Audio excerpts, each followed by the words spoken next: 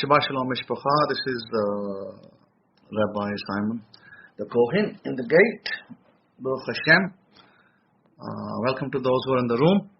Now, this is a recorded message, and the reason this is being recorded is because we have a day difference between us, night and day in the East.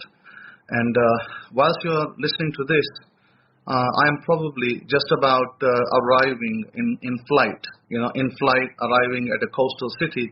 So I'll be landing in a coastal city and, going about my business over there. And so therefore, I thought it pertinent to record this message and send it off to Rabbi Kefa so he could play it, so you get the drift what's going on. Now, we don't normally have a Pasha today, this week, simply because, as you know, that Yom Kippur just happened, and the next festival that is coming is to be the Tabernacles on the lunar calendar. So everybody is kind of, in festival mode at this point. And however, according to my calendar, Feast of Trumpets just happened, and we're waiting for Yom Kippur in a few days. So I will be celebrating Yom Kippur in this wonderful city over here. So I'm quite happy in this city, meaning in the coastal city of Karachi. I will be celebrating the feast with my students for the first time. And this is probably the first time in history that a Kohen has specially traveled out of America and come over here and sat with them and shown them how to do the festival and what to do. And I think that is absolutely amazing. And also the other amazing thing is that there's going to be several students who have several questions on Torah, on, the way of life and what to do and what not to do, and what is the meaning of festivals. We have so much to discuss. So I'll be here, a little bit. Little bit means I'll be here a few weeks, not a few days, maybe even more than a month. So I'll be here and going through the studies and going through different things and enjoying the view. There's a sea over here, and not that I've not seen the sea. I've seen the sea 1,000 times. So just enjoying the view of the city and just talking God and things. Things that we love, things that we want to do in our life and how to do them. So it'll be all that.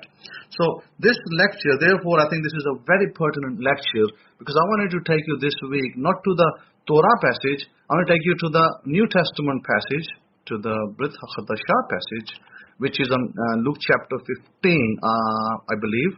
And it is where it talks about the story of the prodigal son. So let's have a look and see what the story says. Chapter 15 says, "Then drew near to him all the tax collectors and sinners to hear him." Now listen, this is very important how it starts in the Abrahamic-Faith Bible. Excuse me. And it says, all the tax collectors, sinners, drew near to him. Now it points out tax collectors and sinners, meaning that it didn't count tax collectors as Torah observers, neither it counted sinners. Sinners it counted as missing the mark. So both people, the ones that are listening, are missing the mark. So it says, and the Pharisees and experts in the Torah complained, saying, "This man receives sinners and eats with them." And he spoke this parable to them, saying, "What man of you, having 100 sheep, if he loses one of them, does not leave the 99 in the wilderness and goes after that which is lost until he finds it? And when he has found it, he places it on his shoulders, rejoicing. And when he comes home, he calls together his friends and neighbors and saying to them, 'Rejoice with me, for I have found my sheep which was lost.'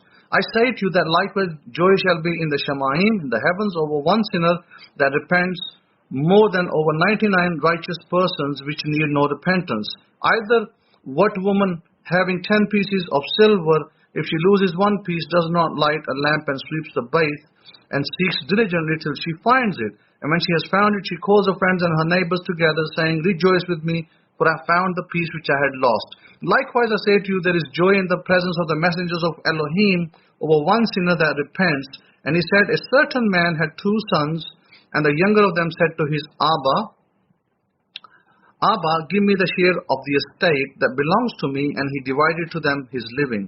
And not many days after, the younger son gathered all together and took his journey into a far country, and there wasted his inheritance with riotous living. And when he had spent all there, then arose a mighty famine in the land, and he began to be in need, and he went and rejoined himself to a citizen of that country, and he sent him into his fields to feed the pigs. And he was longing to have his belly filled with the husks that the pigs were eating, and no man gave to him. And when he came to himself, he said, how many hired servants of my Abba have lachem, bread enough and to spare, and I perish with hunger? I will arise and go to my Abba, and will say to him, Abba, I have transgressed against Shemaim, against the heavens, and before you, and I am no more worthy to be called your son. Make me as one of your hired servants. And he arose and came to his Abba, but when he was yet a great way off, his Abba saw him, and he had compassion, and ran, and fell on his neck, and kissed him. And the son said to him, Abba, I have transgressed against Shemaim and in your sight, and am no more worthy to be called your son. But the Abba said to his servants, bring forth the best robe, and put it on him, and put a ring on his hand, and sandals on his feet, and bring us here a fatted calf, and kill it, and let us eat, and be merry. For this my son was dead, and is alive. Again, he was lost, and is found. And they began to be merry. And now his elder son was in the field, and as he drew near to the house, to the bait, he heard music and dancing. And he called one of the servants, and asked what these things mean.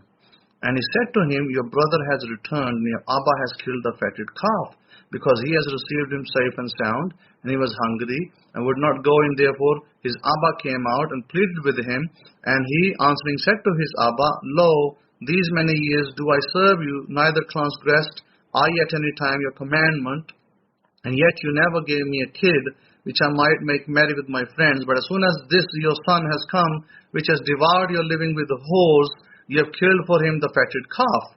And he said to him, son, you are always with me, and all that I have is yours. It was appropriate that we should celebrate and be glad for this your brother, who was dead and is alive again, and was lost and is found. Now this parable in Christianity is often spoken of as, sinner being some kind of dirty word. Let's be honest about it. They treat sinner as some kind of dirty word. That man is a sinner, he's a dirty man. And suddenly the dirty man has turned around and now he's become a clean man. Somehow he had a wonderful bath. He put some, bath salts in, and he put some, maybe he put some cinnamon in there, rose petals, and maybe he put a few drops of rosemary oil or jasmine oil, and he jumped into the bath and he came out, wow, wonderful, clean.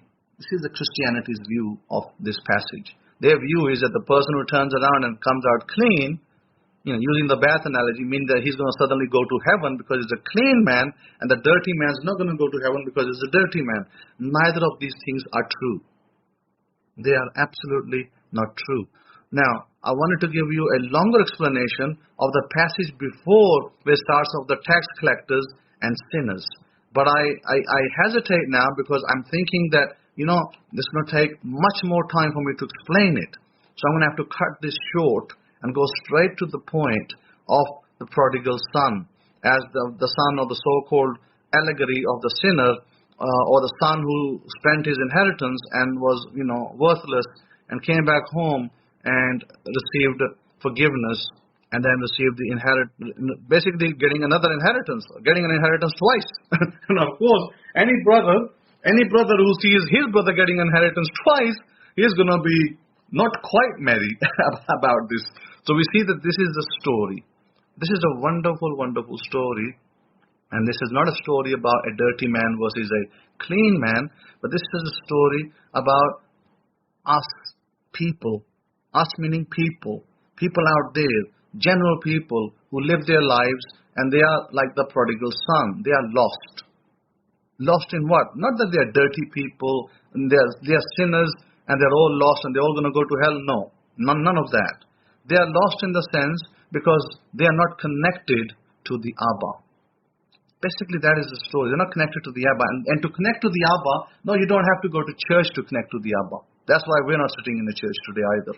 We are sitting in our own homes and speaking in a virtual room. You don't have to be in church to connect to the heavenly being that we call God or we give other names to. So, the presence of God, the presence of the power that, gives us life. I want to tell you about that presence. That presence is within every person, but they're not connected to it. So when they are not connected to it, they are called a sinner. That is really where we mostly people are. Majority of the world is into that state. It is not to do with, they're evil people or they've done evil things. No. Many of these are good people. They're good children. They are good sons, good daughters. They are good husbands, good wives, good parents. But they're not connected to the Abba. And when they're not connected, they do not have the I am activated. Now, listen carefully what I just said. They do not have the I am, which is said to be the name of God. In the books of the Torah, it says, Ehyeh asher ehyeh, is that I shall be that I am, or I shall be what I am forever. Or I am that I am. These are the kind of meanings that are given to the verses where God speaks to Moses, and Moses says, what shall I say? Who sent me when I meet the children of Israel? And he said, tell them that I am has sent you. So 90% of the world, or maybe even more, are not connected or not activated with the I am. Therefore, they do not meet their desires.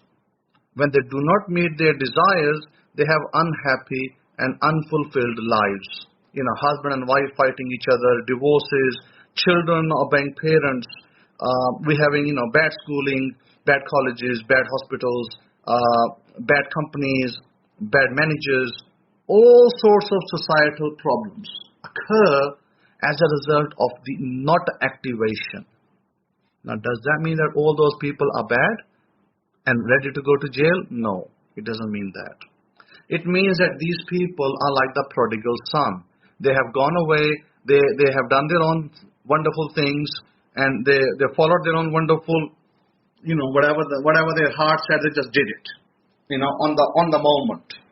If it felt like they wanted to go to McDonald's, they went to McDonald's, and if they felt like they wanted to do something, they went to do something else. Meaning that they did not activate their I am, meaning the bigger things in life, like, having a house, a car, having not just a pretty wife, but having a faithful wife, perhaps, having a faithful husband, and maybe, then on top of that, having salary, a good salary, money flow in the home, so there is peace in the home. They did not have that. Majority of the people don't have that. And I'm in a country right now where there is a lot of poverty in some places. I'm not going to say to you that, this country is really poor. No, I have seen people driving cars over here that I have not seen people in America drive, or in England. $100,000 cars is average over here. $100,000 cars, by the way, is average in this country that I've seen many people drive. And I have not seen that average in America, and I've not seen that average in England, in Europe. If you can drive a $100,000 car, you're not a poor person. I've seen many people in the city drive those cars. Many people. And I kind of smile, and I say, what? Many of these people are business people. Man, maybe they're not salaried employees. 100,000 is not given to a salaried employee. They are mostly business people. They are mostly people that have maybe, factories, maybe they have their own personal businesses, maybe they have house rentals, maybe they have a lot of shops or other things that are running, things like that, but the salaried person over here cannot afford a $100,000 car. He can't even afford a $50,000 car. Let's even go down, $25,000. He cannot even afford a $20,000 car over here. Cannot afford it. Not a salaried person. So what the salaried people over here do, majority of them, they buy motorcycles. So the motorcycle city is filled with motorcycles. So where are you? My question is, where are you? Are you the prodigal son? The prodigal son is the one who did not activate the I am, did not have the law of assumption working for him. When you do not activate the I am, the law of assumption, which is, by the way, the Bible, which is the holy books, and the law of assumption is not just in the Bible.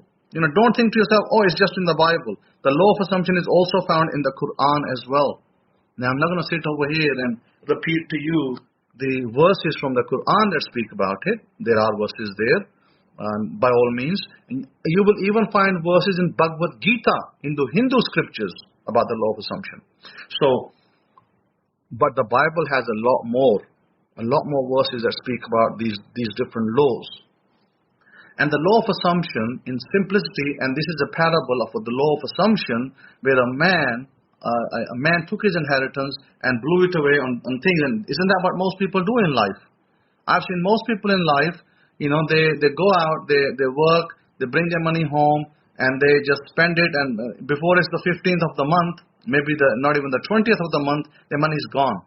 They don't have a single pound or $1 to spend more. They have to wait for the next salary. And it's month in, month out the same.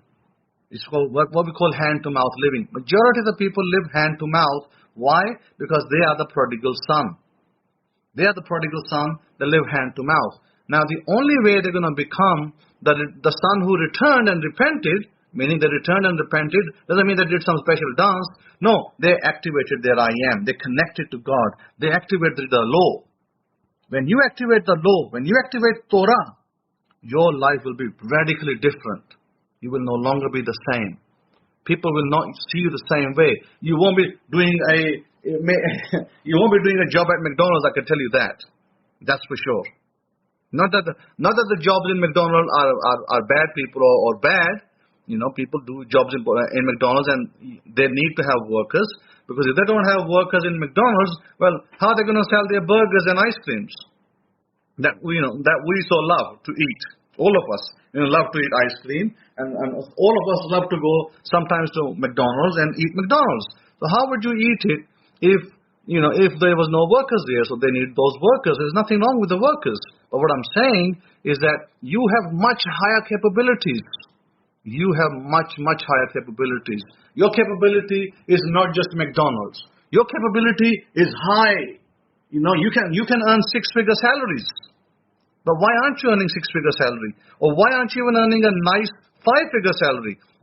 Nice five-figure salary might be, $70,000, maybe $80,000, maybe $90,000 salary. That would be a nice five-figure salary.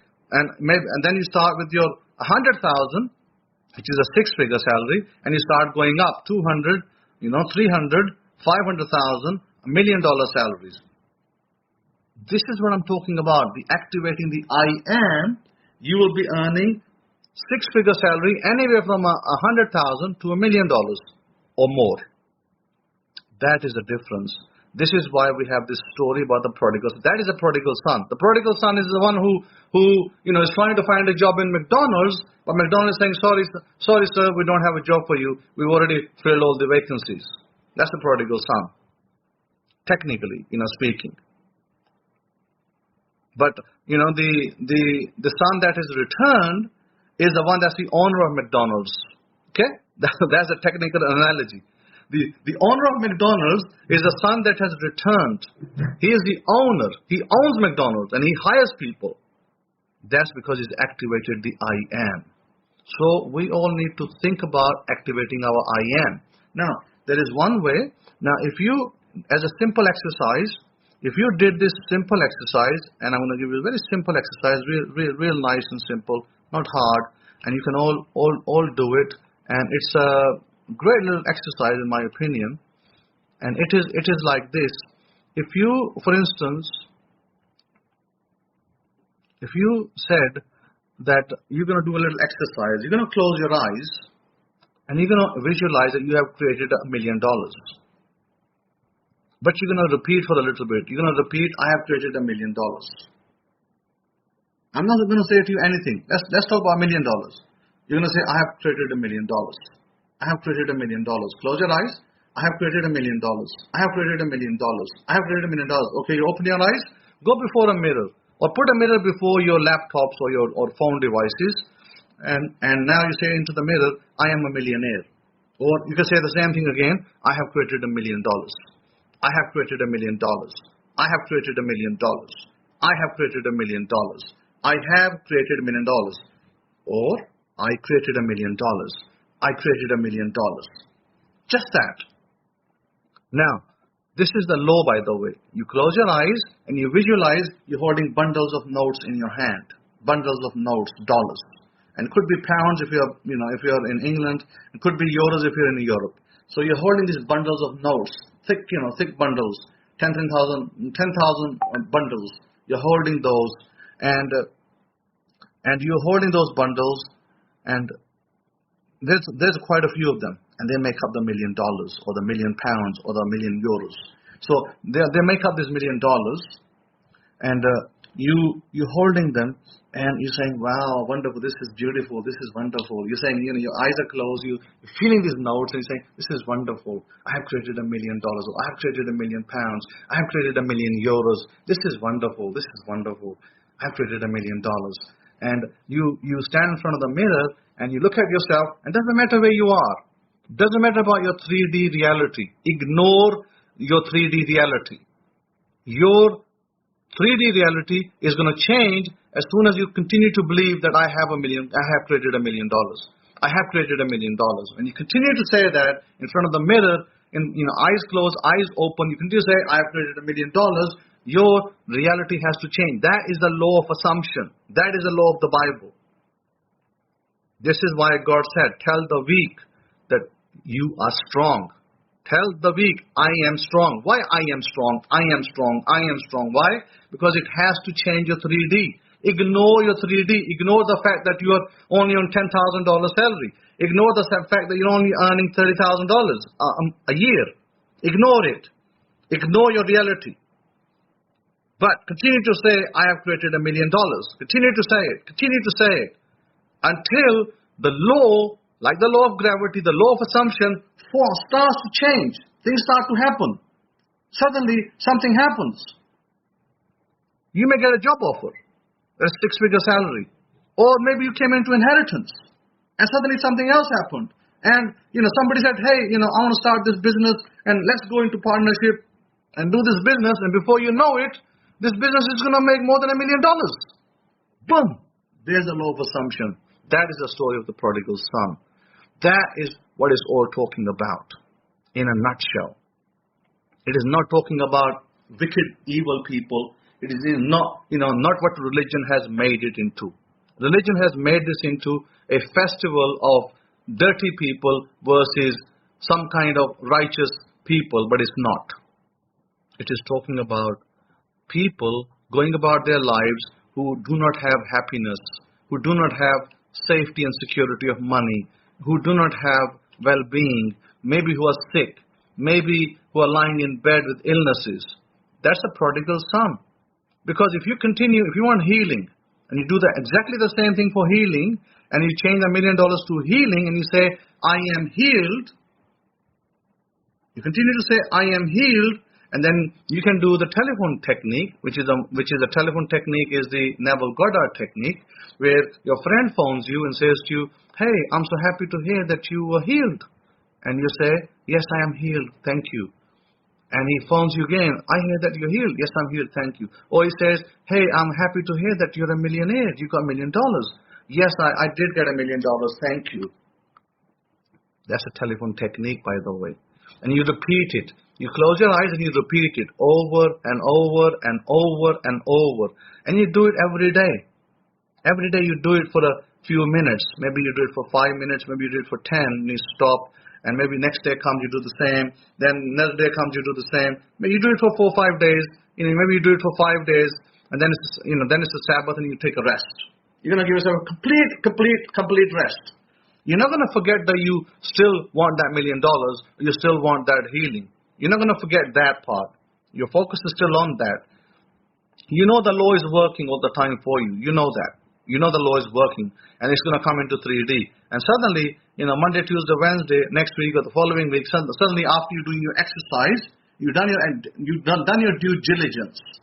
When you've done your due diligence, and 1 week comes, and suddenly you go to a gas station, you buy a scratch card. You say, I'll buy that $5 scratch card. You get that $5 scratch card, and you come out and you rub it off, and you look, and boom, wow, I just won $1 million. Wow, I got my $1 million. So if you are saying that you created $1 million, your 3D has suddenly become the reality. Meaning that you faked it until you made it. See? That's the prodigal son. The prodigal son is the story of you wanting to change your 3D into a wonderful reality. You wanted to, if you were sick, you wanted to be healed. If you were poor, you wanted to be rich. If you were maybe a person who was just doing a salary, you wanted to be a businessman. That's basically activating the I am. That's activating the Abba's presence, which is within every person. Every person has the right to do that. They have the ability, I should say. Not even the right, the ability. Every person has the ability to do that in every religion of the world. Every religion of the world. Doesn't matter what is your religion. You can do that. You can activate the God's presence. Now, people argue about is there a God or is there not a God, but that's it's just laughable. Because the God presence, the activation of the God presence is in every person, whether you believe in God or not. It's in every person. So when you activate the I am, think of the things you can acquire. You can get a nice car. You can have a nice home. You can have a wonderful wife, wonderful husband, wonderful business, wonderful jobs, wonderful travels. All of those things. So to keep the message short, I could make this message much, much longer because I could expand through this message and I could explain different parts of the message to expand it. But I rather not. Why? Because, I'm in travel mode and to me the festival of trumpets is tomorrow. And so, like I gave you the story of Joshua breaking down the walls. Here's another story about the law of assumption. So are you ready to break down those walls? Are you ready to be the son that returned, the prodigal son that returned? Are you ready to be the returned son? Not to be the prodigal son. You want to be the returned son. So I want all of you to be the returned son and repent. Repent means you turned away from your missing the mark. Now you're hitting the mark. Now you got that job you wanted. Now you got that salary you wanted. Now you got that nice furniture you wanted. That's hitting the mark. That's Torah, by the way. That is Torah. It's such a wonderful message if you really, really understand it. So I want you all to be hitting the mark. Get your car, get your nice house, your nice spouse, your wonderful furniture, your wonderful sofas and other things and wonderful travels. Get all of that. But remember, this is why God said, remember the Levite. Never forget the Levite in the gate. You have to support him. Why does God say that? Because the Levite, the Kohen, is the one who's teaching you how to activate the God's presence. And I didn't tell you that you had to believe in, a mighty God or not. You have to activate the presence. When you activate the presence and things start to appear, when the law produces a result,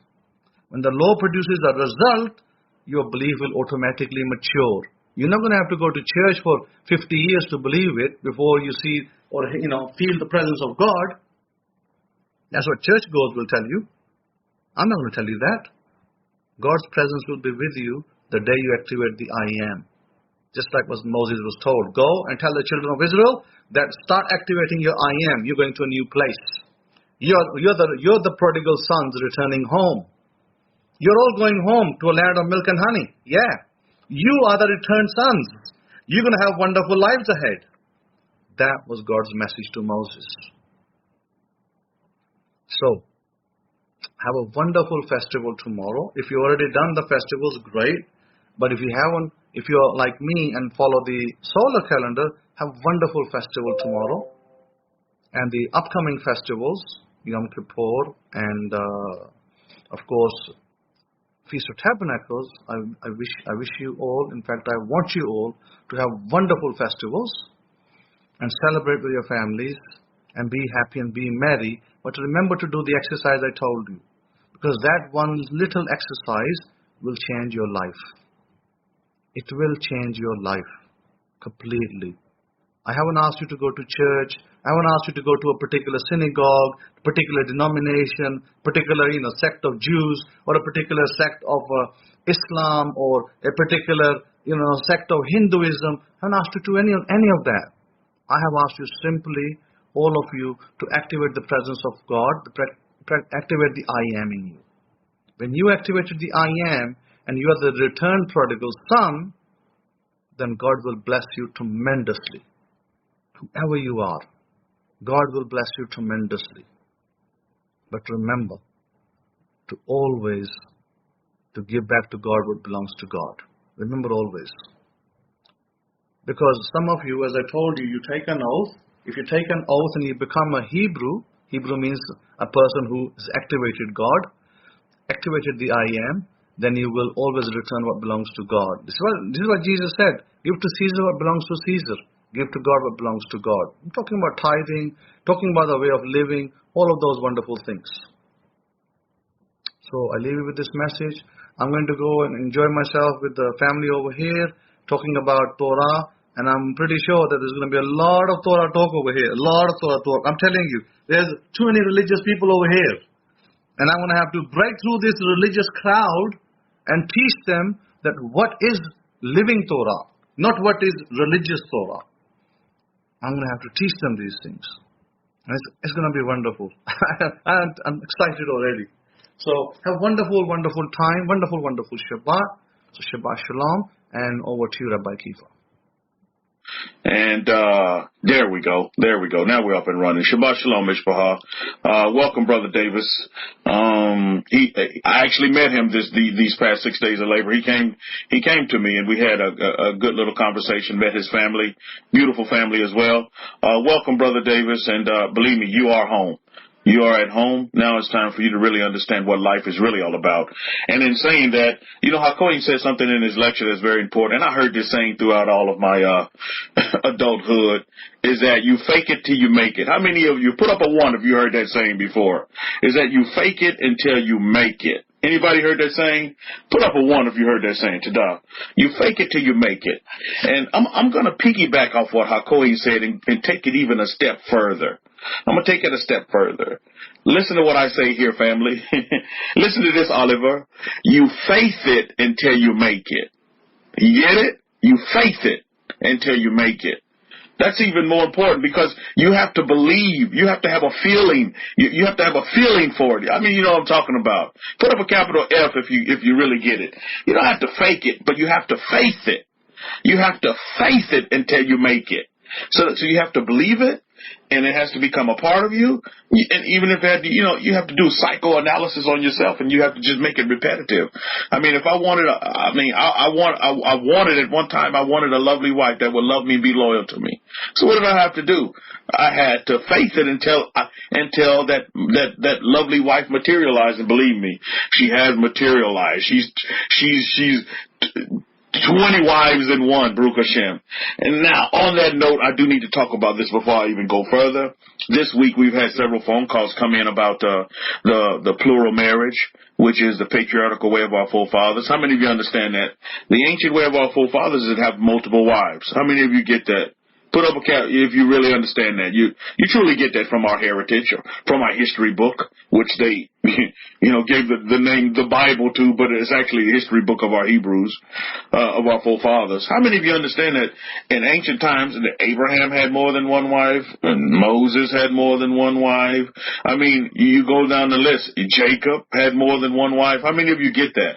Well, we had several phone calls come in this week of people, particularly men, trying to practice the patriarchal way of our forefathers. Now, today I'll tell you in this time, from one who had multiple wives. I had multiple wives at one time. I had a wife in the Gambia. She passed. In the Gambia, Africa, I had a wife in Kenya, and also had a wife in America. I had 3 wives at one time.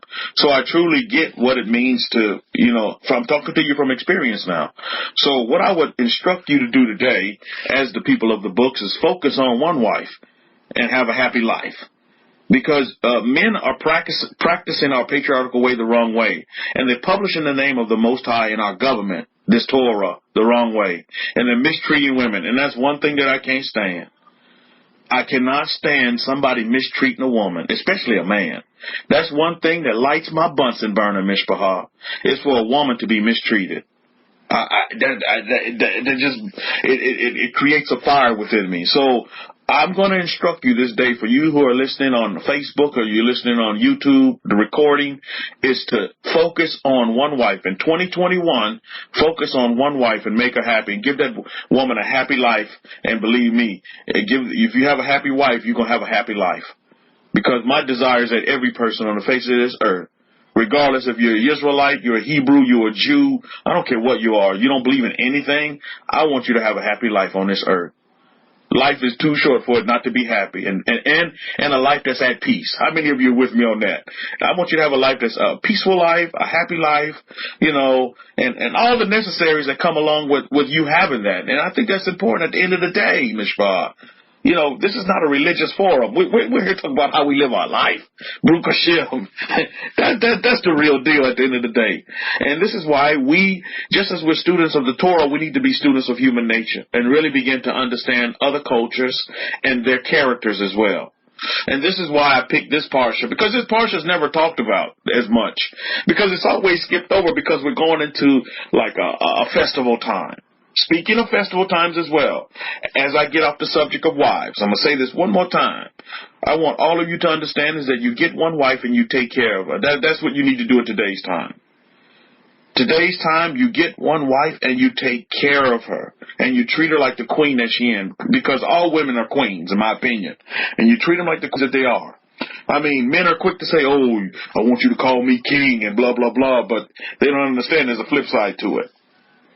I'm seeing too many women abused, and they're using our Torah, the Torah of Moses, to go out, and our lifestyle as Hebrews to go out and take on multiple wives, and then they treat them all bad. They don't even treat one of the wives good, Mishpachah. And so then you get the backlash from the women saying, look, well, if this is the way that the Hebrews do things, then I don't want no part of it. And that's totally a bad example of the government of the Most High being demonstrated and executed by people who are just ignorant. They just don't understand our way of life. And like I was telling Brother Davis, is that they're just like lost sheep out there with no shepherd. And so they begin to institute ways. Nehemiah, Shabbat Shalom to you. They begin to institute their own they begin to manufacture the government of the Most High, the government of Moses. And you get what I said? They begin to manufacture it. They put man's ideas in it, and then it loses all its power. You see, Mishpachah, there's a big difference. A lot of people want to be under the umbrella of the Torah. They call themselves Torah followers and give themselves Hebrew names, Israelite, blah, blah, blah, this, that, the other, and the third. But there's one thing that you must understand, is that there's two sides to the Torah. There's the written side, you see, the written Torah, and then you all know that there's an oral Torah, but there's also what I would call the knowledge of the Torah, which is written, but then there's also a spiritual side of the Torah. And there's a spirit to the Torah. And a lot of people don't understand and don't understand how to live how to live Torah in spirit, the spirit of the law. You see, they just see the written law and they get educated on the written law, but they have no clue to the other side of it, which is the spirit of the Torah. Like, how do you take Torah and infuse it in your life in 2021? And a lot of people don't understand that. They're still stuck with the word of the Torah, and they don't know how to translate that into, you see, if you stay stuck with the word of the Torah, you're going to stay in prehistoric times. You know what I mean? Because you're going to try to live your life as our forefathers did, but that's impossible to do with trains, planes, and automobiles. Moses didn't have a plane, train, and automobile, did he? He had a freaking camel. You know what I'm saying? He had a mule. And at that time, that was like the Benz and the Rolls Royce and the Lamborghini and the Aston Martin of today. You get what I'm saying? So we're in a different time now. We're in a different phase, in a different period in history, to where we're seeing planes, trains, automobiles, and driverless cars, and this, that, the other, flying cars and all this other stuff that's out there. Baruch Hashem. Technology is moving. We need to move with it. You see, Israel, and that's one thing that's so important that you need to understand about the Torah, is that it always adapts. It can adapt to any situation. It can adapt to any environment. And we need to be the same way as people. We don't need to segregate. We need to be able to, like water, we need to be like water. We need to be able to adapt and move around any kind of situation, any kind of obstacle that may be, that so-called obstacle that may be in our lives. It's very important. And as human beings, we need to learn how to adapt and get on with fellow other human beings at the end of the day.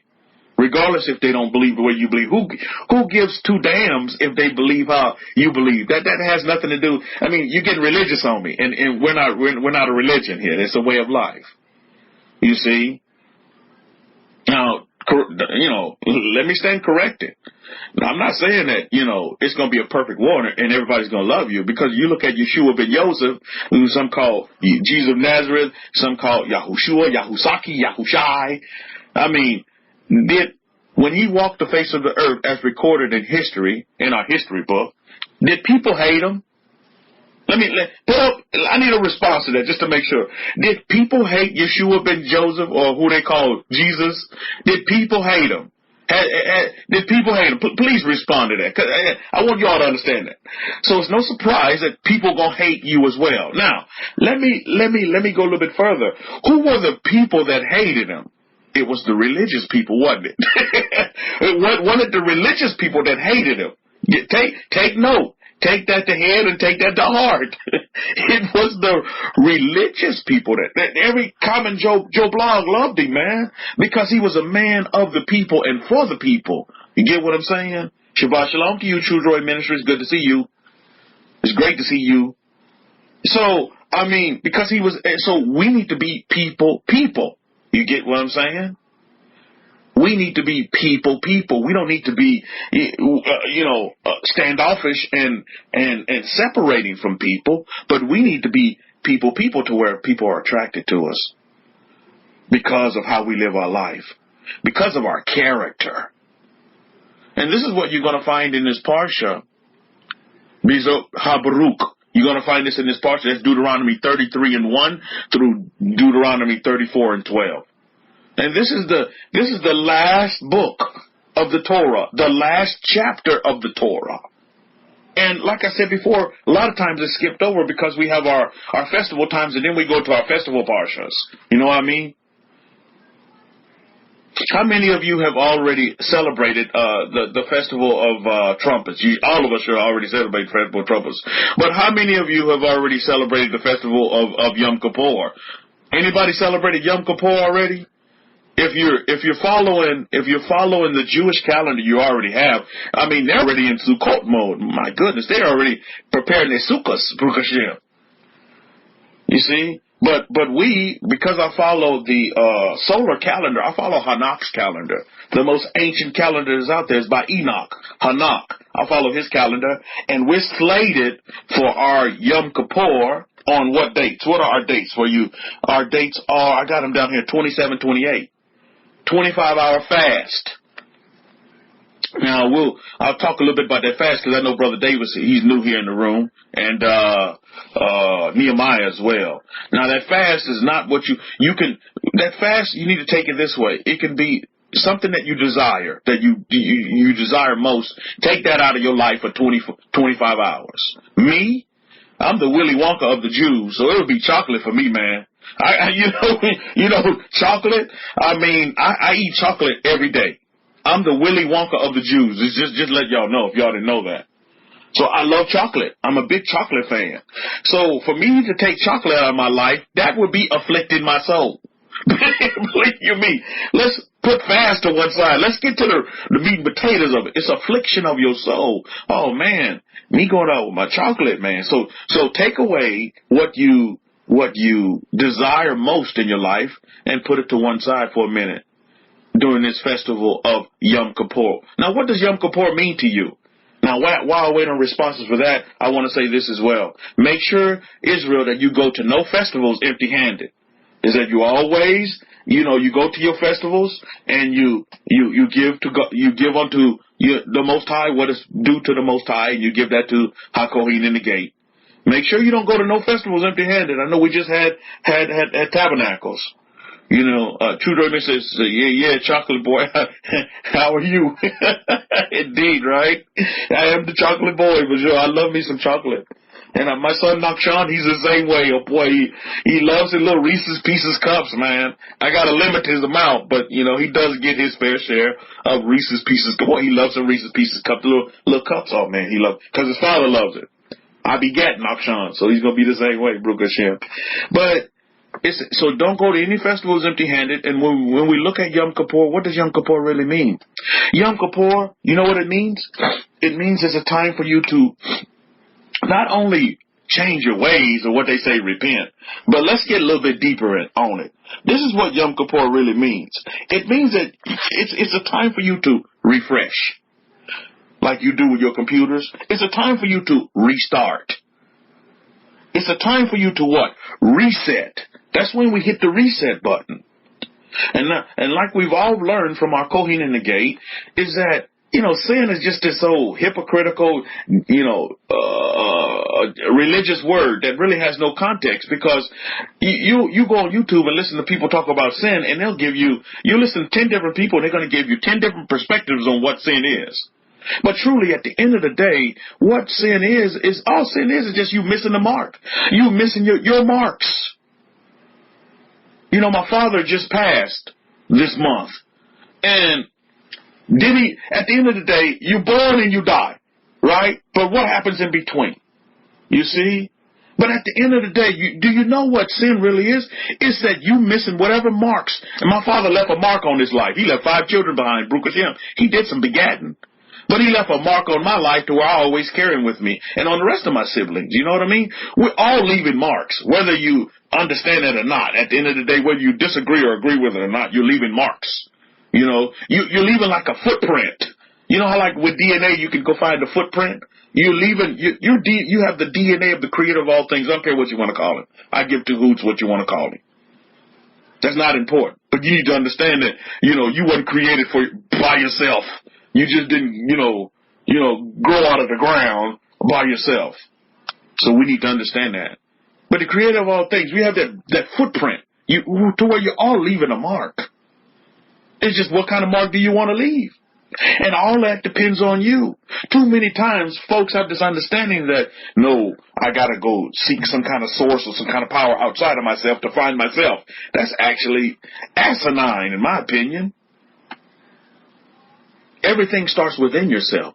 This is where you need to seek and search within. And then when you find within, when you find and connect with your subconscious and with your inner self, then you can really begin to get down to business with this life.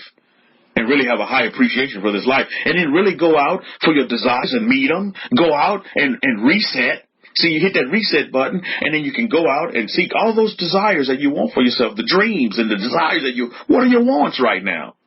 Rabbi Yeshua ben Yosef, Jesus, he over there, well, what do you want?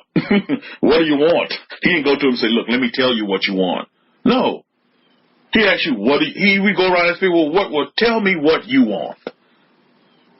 You see, and that's what we all need to understand. Listen, let me tell you this, and I wrote this down. This came to me this morning from the Mhoch, my mother wisdom. You don't have to go to the newspaper, Mishpachah, to find your wants. You do not have to go to the newspaper to find your wants. How many of you know what I'm talking about when I say that? Because newspapers are so old, they're so outdated, right? Newspapers, right? Who reads a newspaper when you have a phone? But who goes to the news? You don't need to go to the newspaper to find your wants. Why do I say newspaper? Rabbi Kefa, why are you talking about newspapers? Because in the newspapers has the what? Has the want ads in it, right? How many of you at one time or another you read the want ads in the newspaper? Anybody? Put a W if you said, yeah, Rabbi, I know exactly what you're talking about. The want ads that come in the newspaper. You see? We don't have to go there for our wants. You don't have to go to somebody else to tell you. See, the newspaper going to tell you what you want. Because in the newspaper it has a want as well. Wanted, a person to do this. Wanted, a person to do that. Are you getting it, Mishpah? You don't have to go to the newspaper. You should know what you want for yourself. Don't have somebody else tell you what you want. Oh, that job sounds interesting. That may be what I want. No, that's not what you want. You should know what you want. But because many folks are so busy seeking love, peace, joy, and happiness outside of themselves that they never begin to have their relationship within themselves. Right? Right, Brother Davis? They never begin to have that internal relationship. They're too busy trying to please everybody else and fix everybody else and tell everybody else how wrong they are instead of dealing with their own selves and their wrongs. You see, this is why Yom Kapoor is so important. Because it helps us reset. It helps us, begin to we restart. There's an opportunity where we can start fresh and say, okay, let me rejuvenate and start fresh here. Okay, I kind of fell short in some areas in my life. I know where I need improvement. See, this is that time of a reflection. All these R words I'm throwing at you, right? But it's truly a time of reflection and say, okay, this past year, how can I improve on, helping me meet these marks that I want in my life? Because this is what it's all about at the end of the day. It's about you meeting your marks. But I can't tell you what your marks are. But so many people in this world, they going to somebody else to tell them, either Madam Cleo, the soothsayer, or whoever, to tell them what they want for themselves. They want somebody else to tell them. No, you need to look inside, begin to have that relationship with yourself, that internal relationship with self, with subconscious. Begin to love, begin to nurture that relationship and grow it. And then you realize, wow, oh, I do like chocolates, or I don't like chocolates. Ooh, I really do love to eat cheesecake. Oh, because I love me some cheesecake, man. You want to be my friend, buy me some cheesecake. So again, these things I found out about myself. But, I went many years, Nehemiah. I went many years, trying to please other people and thought me pleasing other people would give me some kind of satisfaction within my internal self. Boy, was that a great lesson I learned. I didn't lose behind all that because I gained some great experience. You see, I'm never a loser. I'm always either winning or I'm learning, Brother Davis. That's what I do. Never consider yourself and put yourself in the category of a loser. You're not a loser. You're Israel. You can't lose. It's impossible for you to lose unless you manifest loss in your life. How do I manifest loss? You begin to speak loss. You begin to think loss, and then you'll be a loser. Oh, I'm just nothing but a loser. Then guess what? You're going to be nothing but a loser. The laws of the universe have a way of giving you exactly what you want. Well, how does the laws of the universe know what I want? Because of what you're saying. This is why if you notice, Hakohen is teaching us what? He's teaching us how to speak. What we need to say out of our mouths to get what we want at the end of the day. Maybe some of you don't want a lot of money. That's cool. Maybe some of you want just a great relationship. Maybe some of you want health. Maybe some of you want a man or a woman, whatever it may be. It just doesn't have to be about money. But money sure does solve a lot of problems, right? It sure does. It's a great participator in solving a lot of problems and helping a lot of people. Baruch Hashem. Because a lot of people love money, and there's nothing wrong with loving money. Just like a lot of people love women. A lot of people love men. There's nothing wrong with loving. When it's applied in the proper way, when it's utilized properly. Because, believe me, you can overlove, and it can cause heartbreak, or what they consider, oh, well, Rabbi, they broke my heart. I get phone calls, man, he or she broke my heart. Because you didn't proportion it out properly, and you didn't know how to handle love to it, and then love began to take over you and began to dictate to you how you were going to feel. You get what I'm saying? In everything, we need to dominate, even in our emotions. We've been put on this earth to be dominators. We've been given dominion over this earth. What are we going to do with it? What kind of mark are we going to leave?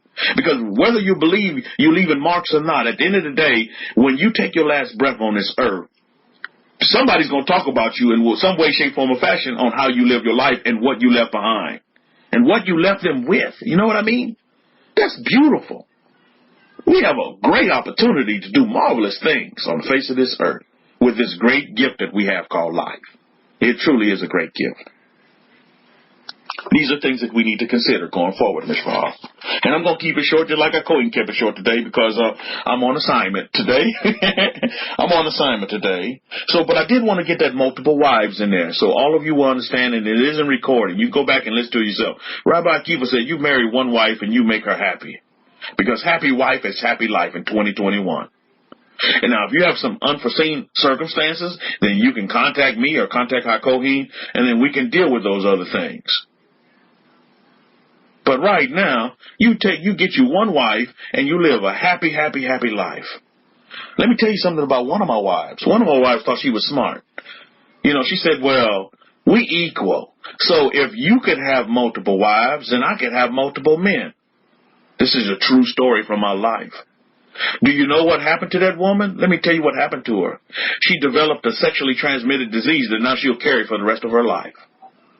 This is serious business, Ms. Bahar. Our way of life is serious, and I have yet to develop any kind of sexual transmitted disease, and I won't. Do you get where I'm going? You see, don't take our law and treat it like, I hear y'all oohing and ahhing, like, ooh. You see? See, don't take our law and treat it like some kind of game. This is law and this is order, and there's a system to it, and you must obey the law as it is written. You see?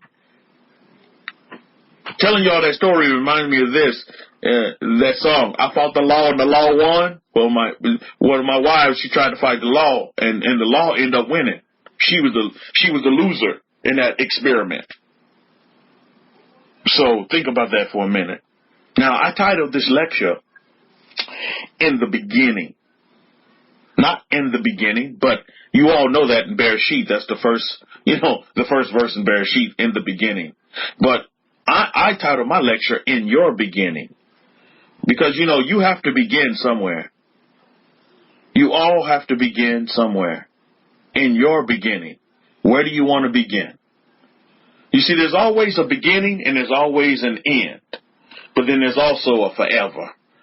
Remember that. There's always a beginning and there's always an end and there's always a forever. This is why one of the titles of our websites is Forever-Israel. If you look at the top up there, you'll see it. Our website, Forever-Israel. I typed that in there. Actually, I came up with that name. How come he said, well, what should we name this website? I said, we're Forever-Israel. We're forever. El-Olam Va'ed. We're forever. We don't go away. We're forever. So always remember, there's a beginning, and there's an end, and there's a forever. You see, our festival that's coming up, Yom Kapoor, right, is for us to reset. We can end, all the past year's experiences and reset. Gain the experiences from the past, gain the lessons from the past and begin to apply them now in our new beginning as we reset. Baruch Hashem. You guys get it? It's beautiful, isn't it? Our way of life is so beautiful. I was thinking this week, and just looking at people, been doing a lot of shopping with the wife, and just looking at people. You sit there and you study people, and you look at them, and do you all understand? All people, we all start out equally. We all born into a family, right? And we all have an equal start. You see? So I begin to question myself as I talk to myself a lot. It's like, why aren't all people millionaires? Some people grow up and they become millionaires and others don't. Or why aren't all people happy? Some people are happy and some people are depressed. Man, we have a lot of these facilities over here where they need to go for quote-unquote behavior issues. But I was telling somebody this week, how come those behavior issues we didn't have that when I was a child? Why is that? Anybody ever asked themselves that question as well? Well, why do we have all these, ABCs and this disorder and that disorder? When I was a child, we didn't have that. Why? And I answered myself, it's because Pop pulled out that rod of correction, or Grandmama told me to go get that switch from that tree, and then, they commenced to taking care of business. And then that rod of correction, it dealt with all that quote-unquote behavior issue. You get what I'm saying? So we begin to look at that, but we all start out equally. Everybody, you have an equal start. So why do some people have success and some fail? Why do some people, they live their life at peace with themselves while others live their life in depression and chaos and have chaotic lives? Can anybody answer that question as students of human nature? Why does that happen? Why, Mishpah? We all start out equally. What separates one man or woman from another man or a woman? You ever thought about that? As I look at all the men and women around me, what separates us? We all have great things in common, but why can't we all just be great? Why can't we all be successful? Why can't we all just be full of love as I see all the hate that's around me? Well, why? Why, Mishpah? And it all goes back to the title of my lecture, In Your Beginning. Because you have the ability to be able to choose how you want to begin your life. And, as we talked about Yom Kapoor, do you all understand? And if you all understand it this way, it'll make life so much easier for you and such a blessing, is that every time you wake up in the morning, that's a restart. But as a student of human nature, I see so many people wake up in the morning and they think about what happened yesterday. This is for somebody because this comes straight from the Amokma. So they think about yesterday. Instead of waking up in the morning and saying, okay, this is a restart, refresh, I can begin anew.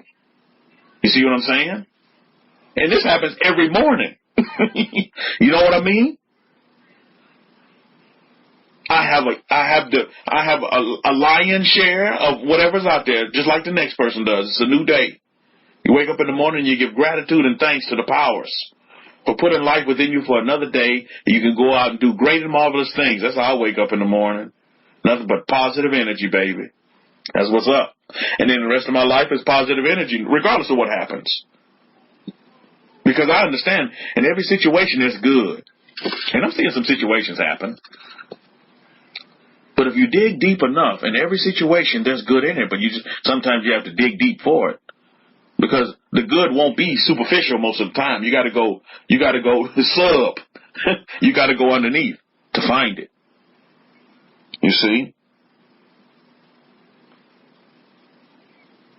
I wrote this down. You are your own life. You are your own life.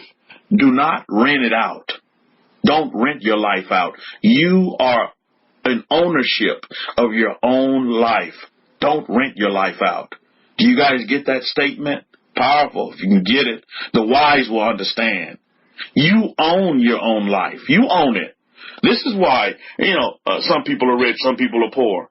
It's because people have the ability to own their own life and be in control of their own life. But then when the situation get rockier, it get bad, or don't go the way they want it to go, then they begin to pass the buck and pass the blame on somebody else. When at the end of the day, a true man or woman that will stand up and really be a true man or woman will realize, man, I did that. That was my fault. My bad. I did that. That's on me because I own my life. I own my own life. But a lot of people don't understand that they own their own life. And they're renting their life out to the news media, to another person, to whatever it may be, to chocolate. You rent your life out to chocolate. If you rent your life out to chocolate, you're going to end up with diabetes. Because chocolate going to tell you to just keep eating me, baby. Just keep eating me. Just keep eating me, baby. And before you know it, you're taking insulin. You don't want to go down that road. I'm in control of how much chocolate I want to eat. Gosh darn it. Golly gee Willikers. I'm in control of that. I'm going to control how much chocolate I eat. I'm controlling and regulating how much chocolate my son eats. He's 2 years old, and he'll keep asking for it, and you have to shut him off. And sometimes Nehemiah, you have to say no more. For him, I say nay, no more. That's it. That's all you get. He's not too happy about it, but he understands. He quits asking after I say no. He may throw a little temper tantrum, but he'll be all right. You own your own life. Don't rent it out. Don't rent your life out to somebody else. How many of you have been a watcher or a witness to that point, to where at one time or another, put up a capital R, at one time or another, you rented your life out to somebody else? or to some other thing. You rented it out. To top of that, let me see if I can find my R on here. Yeah, to top of that, because I'm right with y'all too. Gained a lot of experience from that. It was a great lesson that I learned behind all that. You know, all that renting out. Man, let me tell you, Miss Bahai, one time I was a consistent renter. I was a renter to the highest bidder. Just renting it out. Just renting out my life. Renting it out. Instead of taking control of my life. Instead of realizing, like what our Cody talked about, that I am that's within me. I don't have to go seek out no I am. I rented out my life to Christianity, to Catholicism, was an altar boy, did all that mumbo jumbo. That religion is whack, man. Religion is for the birds, man. But not them birds that soar high like me, because I'm an eagle. I soar higher than all them other birds.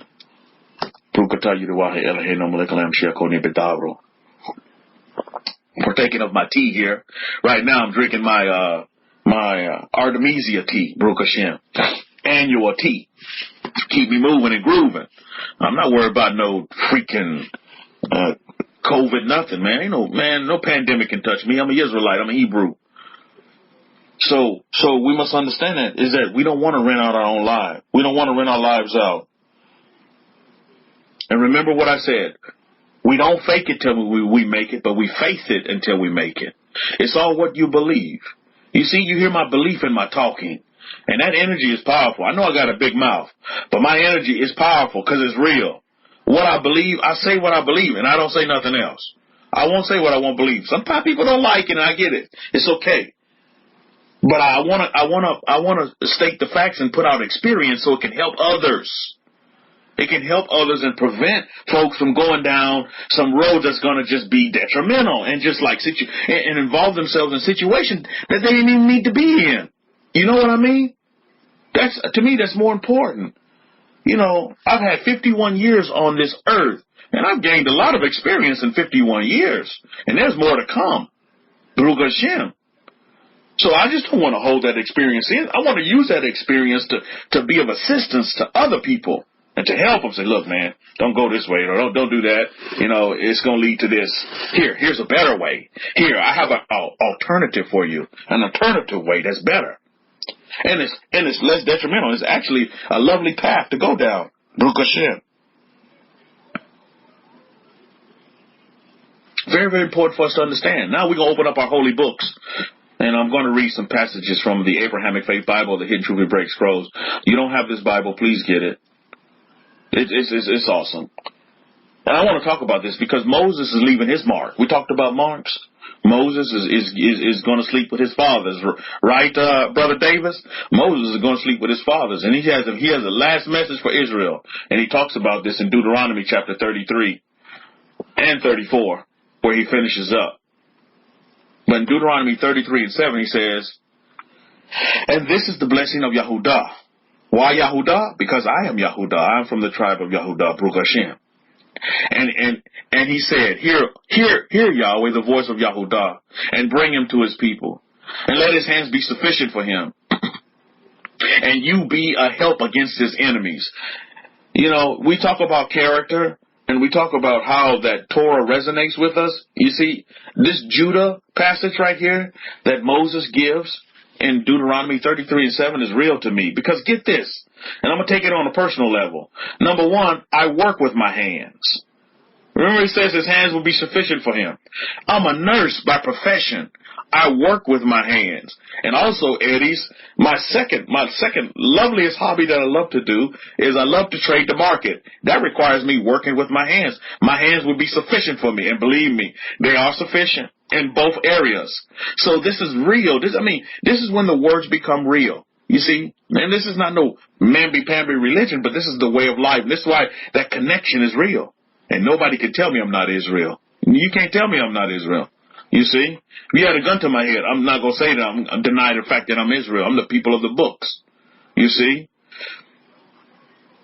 Hear, O Yahweh, the voice of Yahudah, and bring him to his people, Baruch Hashem. Now, that is very, very important for you to understand now as well, is because that has happened in my life as well. Is that not only do people come to me, to connect with the God of Israel and their true heritage and identity, by the way, in the history book, is that this recording is going to go out to the masses all over the world, and people are going to hear, and they're going to connect if they want to connect. And I tell you what, I do. The Most High hears my voice, and He does listen. That's how He connected me and brought me right to Hakohen in the gate. I was in my meditations in my closet, and He brought me right to Hakohen in the gate. Because I asked Him, what am I supposed to be doing? This is not life. I'm not living no life. I'm playing broken records in these religions. Well, what's really going down? Give me an answer. I want to know your will. He said His will was His word. That's real. These words are real. But even more importantly, I want to read about Levi. Because this is what I want everybody, and I want this recorded so everybody can listen in on YouTube and listen in on Facebook as well. This is why anybody who calls themselves or consider themselves Israel, this is very, very important for you to understand. In this verse right here, when Moses speaks here in the Torah in Deuteronomy 33:8, and of Levi he said, let your Thurim and your Urim be with your favored one, whom you did prove at Massa, and with whom you did strive at the Ma'im, at the Beth of Mirba, at the Ma'im of Mirba. Look at verse 9. Who said to his father and to his mother, I have not seen him.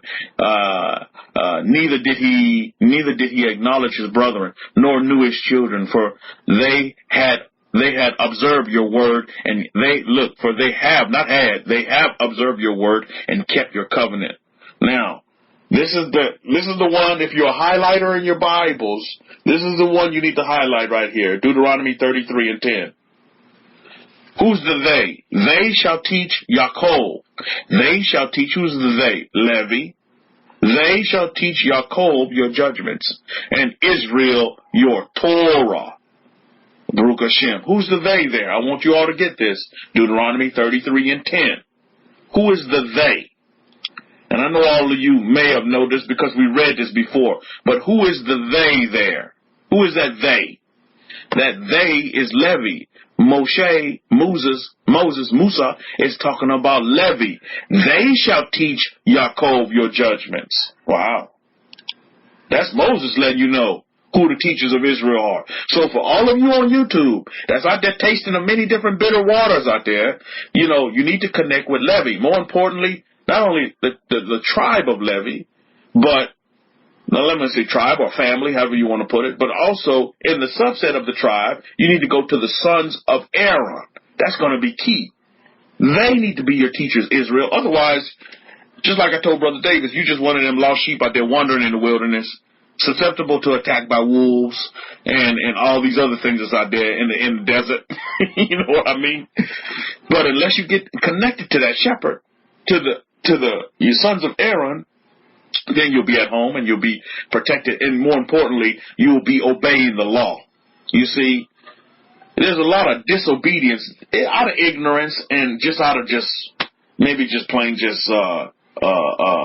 pride that people don't, so-called Israel don't want to come and connect with the Kohanim, with the sons of Aaron. They think, I can do it by myself. How many of you have been there? I can just study this by myself. I can do this by myself. I don't need nobody. I say, well, who's your teacher? No, I'm self-taught, Rabbi. I'm self-taught. I'm like, what the hell? You can't be self-taught. Israel's not self-taught. Israel is one. Ahad. How you gonna be self-taught? You the only one? You all of Israel yourself? No. Jacob had 12 sons, by the way. From what? 4 different wives? He begat 12 sons. So we need to understand that as well. This is the most important point I want to bring across today, is that Deuteronomy 33:10, and they shall teach Jacob your judgments. Who is they? The Levites, the sons of Aaron, and Israel your Torah. Who are you supposed to be taught the Torah by? YouTubers? By the sons of Aaron. And if you're not, then you're not fully in compliance with the laws of Moses, with this Torah that you say you love and you embrace, and that you've taken the yoke of Torah upon me, brother. Oh, Rabbi Kefa, I've taken the yoke upon me, and I just love the Most High, and I just love following His law. Oh, do you? Well, who's your Kohen in the gate?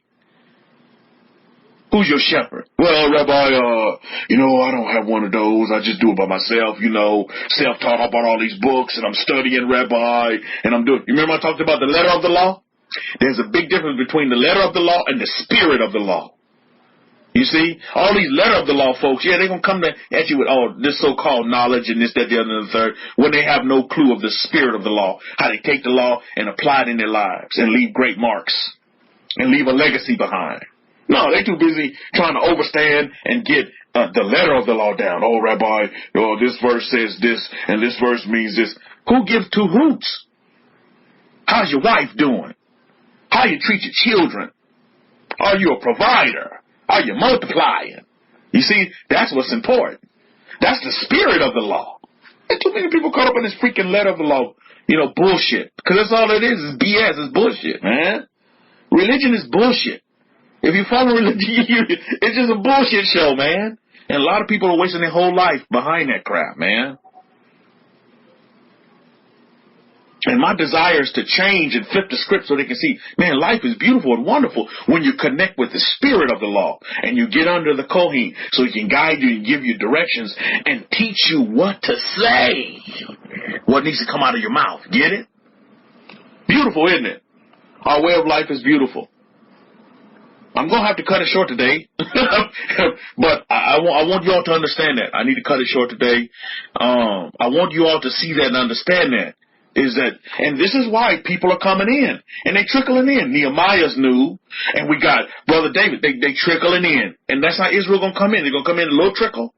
Not going to come in like a flood, because many people can't accept this way of life, this way of living, this lifestyle. It's not for everybody. It's just not.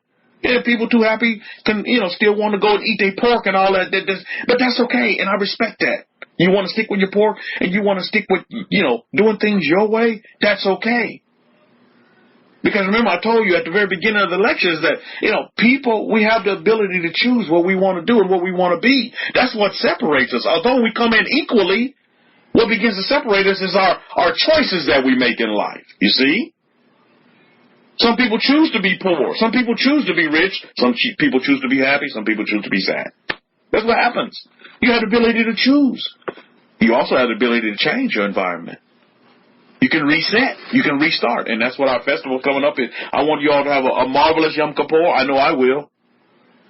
Because I'm in reset mode. And I'm thinking I'm using this time, these next couple of days, what tomorrow, is to really meditate. And part of Monday as well, is to really meditate on how I can improve. And look back and do an assessment. A self-assessment. Not assessing everybody else. Not assessing mama and them. No, I got to assess myself. And see how I can improve and be a better husband and a better father. And a better rabbi. And a better student. You get it? And a better human being, Baruch Hashem. Right? That's what's important. So Yom Kippur for us is 27:28. 27, 1 hour before sunset, all the way to 28 sunset. And that's 25 hours, and that's what we do. You're to afflict your soul. And more importantly, you're to reset. You're to restart. You're to reassess. You're to rejuvenate. And that's what we're going to do, Mishpachah. So I'm gonna cut it. I got to cut it short today. I'm on assignment, and we'll pick it up on next Shabbat. I'll say Shabbat Shalom and Shalom Shalom to all of you. And again, I'd like to give you a healthy, hearty welcome, Brother Davis. Welcome to the family. Continue to grow and learn. You have us here. You have the family here. This is Brother Davis. He's up north. He's already connected with Rabbi Zachariah. And, you're more than welcome to use this forum to connect as well. Come together and connect. We're family. We're all over the world. We got Oliver in France, and we got Lion Princess, Lion King, they're in the UK. We all over. Akoi's in Pakistan, and we're all over. And that's a witness and testament to our government as well. And our holy books that tell us what our history says that we're going to be dispersed and scattered to the four corners of this earth to do great and marvelous things. So I got to get back on it over here. I say Shabbat Shalom and Shalom Shalom to all of you, Mishpachah. Have a great 6 days of labor ahead. And have a wonderful Shabbat, a wonderful Yom Kippur coming up, huh? And Hakohi Tadah for your lecture is spot on, as usual, to give us the guidance and wisdom and the instruction that we need going forward to be better citizens in our societies That's more important than anything. To be better citizens of our societies and to help people. Wow. And in the process of helping ourselves, we're helping people. So it's beautiful, isn't it? It's wonderful. So Shabbat Shalom, Shalom, Shalom to all of you, Mishpah. Have a great 6 days of labor ahead. And enjoy your families and friends and loved ones.